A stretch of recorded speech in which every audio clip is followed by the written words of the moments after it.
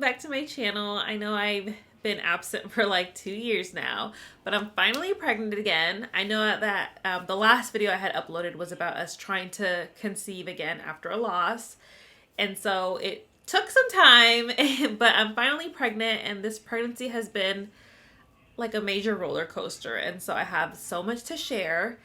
And I'm actually really excited to share it all with you and get started on my YouTube again. So yeah, before I ramble like crazy, I'll just jump right into it. But first, if you're not subscribed, go ahead and hit that subscribe button and make sure you turn on your notifications because I plan on posting quite frequently. I don't have an actual schedule yet, but I do plan on posting pretty frequently and you don't want to miss out. Okay, so for starters, I'm going to start at the first trimester and just give a quick recap of the first trimester. I did have a crazy first trimester. Like, I had crazy nausea and I ended up losing some weight because of that nausea, and that was something that I hadn't experienced with previous pregnancies. Like, I've never really struggled with nausea, but oh my goodness, it was kicking my butt in that first trimester. And that was really my only complaint in the first trimester as far as like symptoms go, was that nausea. But I found that I was pregnant back in August, and I actually found out pretty early on in my pregnancy that I was pregnant. So for me, this pregnancy has kind of been like dragging along because I feel like I found out so early, and it was just kind of like not complete accident, but like kind of wasn't expecting a pregnancy at that point. But like my hormones were just kind of out of whack. I was getting a little emotional over things that normally wouldn't make me emotional, but when I'm pregnant, oh my god, everything makes me cry. And that has always been like my first symptom. So when I got to that point, I was like, you know what?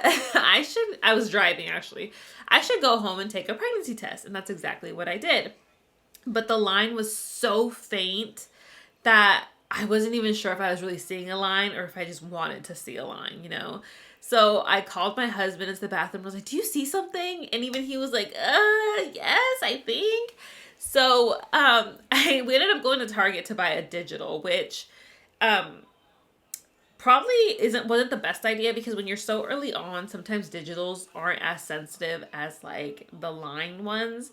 So it could like tell you it's negative at the time, but like you're actually still pregnant. But anyways, luckily it did say I was pregnant, so we were extremely excited.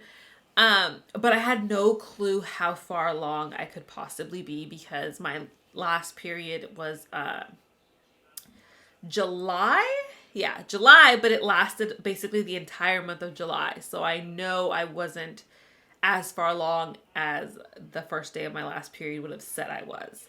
So I really had no idea. I ended up making an appointment at one of those private ultrasound places to see if they could kind of tell me roughly how far along I was because I was just really curious.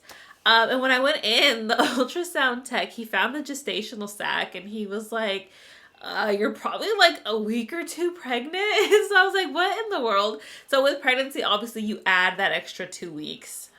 I forgot why you added, but you added the extra 2 weeks. So I was about 3 to 4 weeks pregnant based on his estimate. So, yeah, I called my OB's office to make an appointment, and a little quick disclaimer. I am not by any means going to talk bad about my OB, but I just haven't had the best experience with her. And unfortunately with, the COVID and just short staffing, so many OB's offices are like completely full and backed out. And so I am not able to switch OBs. Like, I don't really have many options. So I'm kind of like stuck here with this OB. And I mean, things could be worse, but like, I just haven't had the best experience, and this is why. So I called her office to make an appointment. I ended up getting an appointment for October, like mid-October. Mind you, this is like mid-August when I'm calling. So I was like, God, that's such a long wait. But like with COVID, things are just full, you know? So like I really had no choice. Things were full everywhere. So yeah, I waited for my appointment with her. And so when I saw her, I was 6 weeks, but I thought I was closer, but based on my last period, the doctor thought I was like 10 weeks. And so trying to explain to her, like, no, I'm not 10 weeks. There's no way I'm more than like 6 weeks, just based on like my own calculations. And so we put my due date for May 3rd based on that 6 week thing. But then she goes in to take like a little ultrasound just to see, like, make sure everything's like looking good.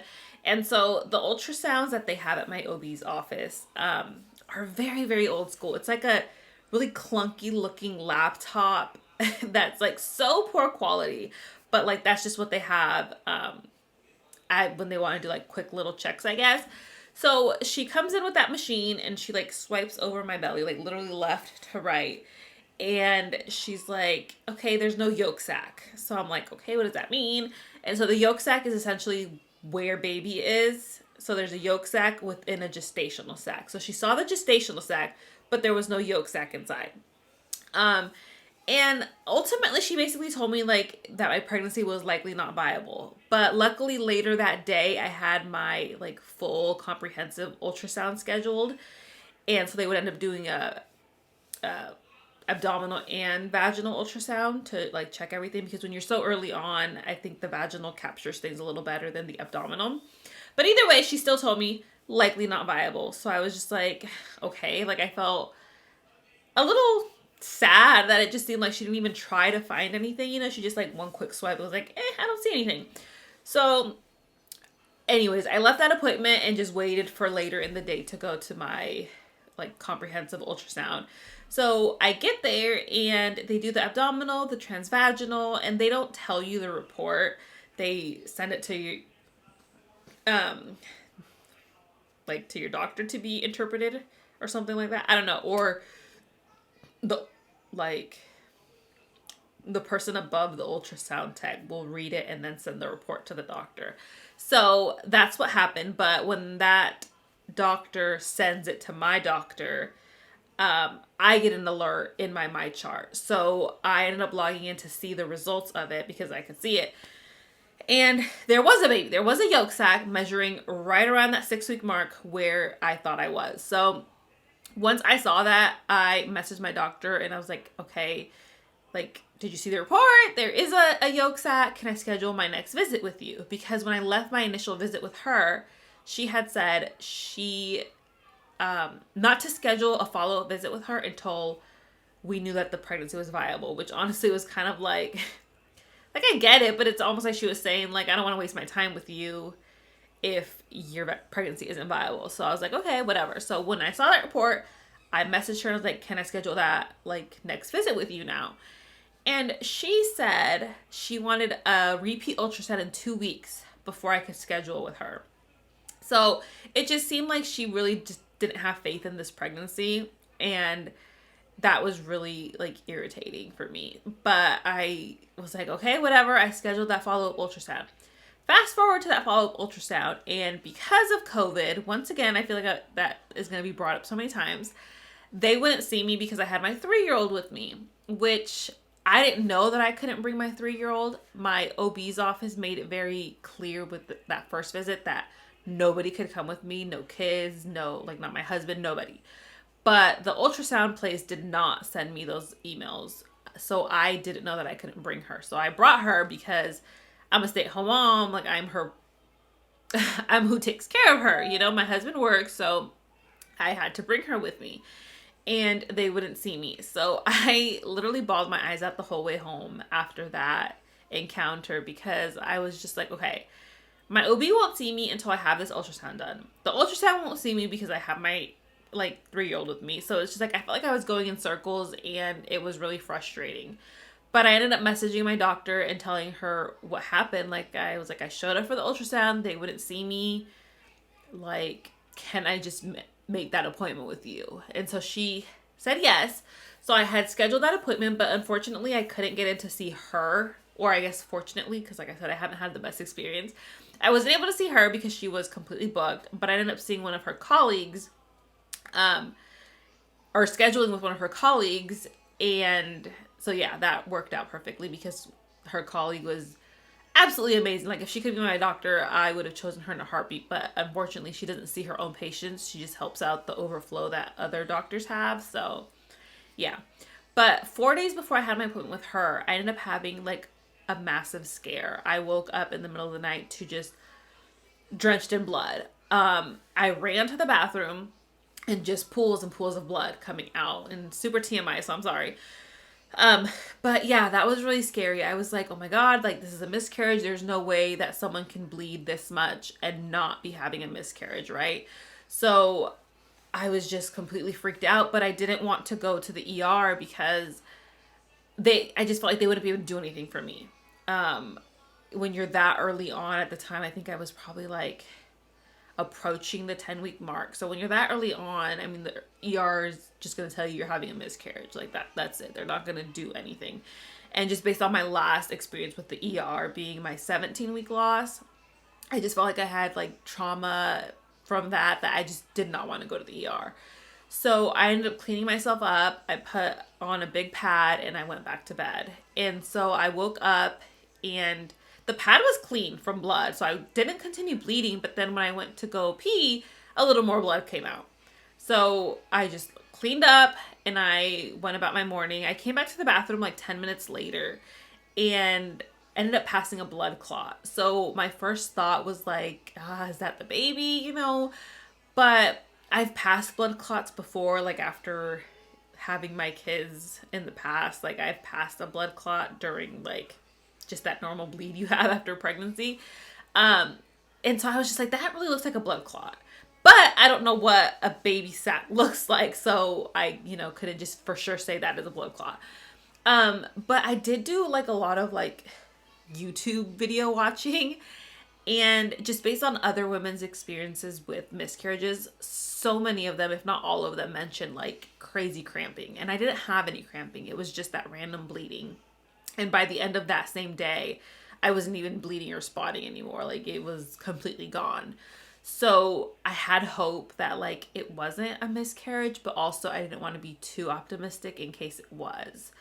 And so I came across a YouTuber. I don't remember her name, but she mentioned how she had like a really big bleed with no cramping and it was a subchorionic hemorrhage. So I was kind of thinking like maybe that's what's going on with me. But fast forward to my appointment and I told that doctor everything, and she checked with her ultrasound and there was a baby still there with a heartbeat. So she was like, it's obviously not a miscarriage. I can't find a reason for why you would have been bleeding. And she said based on my very first comprehensive ultrasound that I had, there was no mention of a subchorionic hemorrhage. So she felt like that was likely not what the bleeding was. But again, there was really no explanation for the bleeding. She did end up giving me Rogam because I'm O negative blood type, which by the way, if you're O negative and you're bleeding at any point during your pregnancy, you need to go to the ER to get that Rogam. I always knew I needed Rogam in pregnancy, but I didn't know that it was because of the blood contamination if like the bleeding is coming from baby. So that's why also when I had the big bleed, I didn't rush to the ER because I didn't know that I needed Rogam like ASAP. So I was actually like a day or two past when they recommend getting the Rogam. But either way, she still gave it to me and everything turned out okay. And I haven't had any bleeding or cramping since that major bleed. So the rest of the first trimester went pretty well. I didn't have any other like serious complications like that. So yeah. And then once I made it to that second trimester, the nausea went away, thankfully. And the only like major thing that's happened in the second trimester is I got a cerclage placed at 15 weeks. So a cerclage is for women with an incompetent cervix. It's essentially they tie your cervix shut so that baby stays in longer. Since that's the issue with incompetent cervix is that your cervix starts to open up prematurely and you go into preterm labor. So with the cerclage, they tie that shut to prevent that from happening. Excuse me. And so I had that placed at 15 weeks. It was a super simple procedure. I think it was like 20 or 30 minutes, and I wasn't put under. I had a spinal, and it was all same day. So I was able to go home that same day, and I just had to take it easy for the first few weeks, which I did. But otherwise, the cerclage has been doing its job, and it's been like pretty amazing. So with a short cervix, which is what I have, I get cervical length checks every 2 weeks now, to make sure that the cerclage is still doing what it's supposed to be doing. And so at my last check, I was at a 3.1 cervix length, and previously I was at a 2.6. So my cervix has actually gotten longer, which is really, really good, and it has me really hopeful for this pregnancy. So yeah, I know that incompetent cervix can be scary for so many people, but there is a lot of positive stories out there as well, and I'm hoping that mine ends in a positive story with being 25 weeks now. I passed viability last week, and so I'm just feeling very hopeful that this pregnancy will be be full term, and that I'll get to bring my baby home and everything will be okay. I have been very, very lucky with my cerclage that I haven't been on any bed rest, just pelvic rest. And I've been able to kind of do most of my daily activities. I just can't do any heavy lifting or like excessive walking or exercising, nothing like that, which I'm fine with, just kind of relaxing at home. But I still do like my chores, and I just listen to my body. If I'm feeling achy, I take a break. I drink my water. And so, yeah, it's been different than my last pregnancies for sure. But I know that it could be way, way worse. So I'm just thankful that it's not. But yeah, that was kind of it. So I'm 25 weeks right now, still in the second trimester. I haven't had anything eventful this trimester other than that cerclage. Everything else has been pretty easy and simple. I am just really tired all the time, and I have SPD, that pelvic pain, but I use a support belt to help with that, and it seriously helps. Even if you don't have SPD, I recommend a support belt during your pregnancy, just because baby puts a lot of pressure on everything, and that support belt will really help take some of that pressure off. But yeah, otherwise I've been pretty much feeling amazing, and I'm just excited. I'm super excited and feeling very optimistic. And yeah, that's kind of it. I'm trying to think of if there's anything else that I need to mention, but I think I've kind of covered the basics with this pregnancy. So I'm going to leave it at that. And you can definitely expect more videos from me. I'm going to try to do once a week, if not more often. And then I'm also posting on TikTok and stuff as well. So yeah, if you enjoyed this video, go ahead and give it a thumbs up, subscribe, turn on the notifications so that you don't miss my next video.